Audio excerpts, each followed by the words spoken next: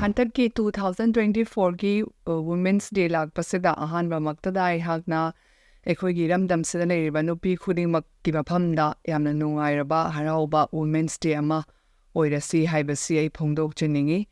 aduga Women's Day pangthokpagi maramde khoi loina khange nupi singsi equal platform da nupa singa manana leinaba honarakpagi haudokhiba Women's Day ni adunga sindi eikhoi lamsida states da thokleba crisis sigi matang sida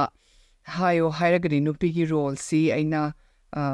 quotation am khatang share downinge na handagi sum khalapa matam sida eikhoi gi Martin Luther King gi wife sisu activist amani Coretta Scott King kawe masna hai women, if the soul of the nation is to be saved, I believe you must become its soul. Have nupi gi responsibility se nation sigi hek soul ama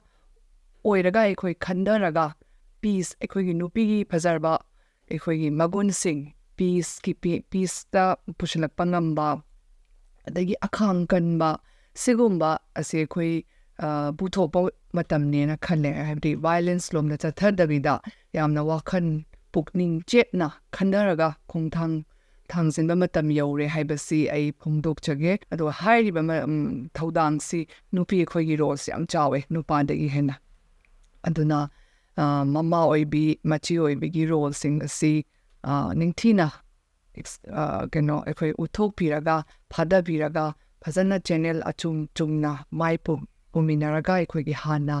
leiramba eikhoi gi Manipur chawkhatpa nungaiba Manipur do amuk hanna crisis asidagi eikhoi haugat minaraga afaba lamdam adu eikhoi nupi khudingmakna seminnasi haibase thamjage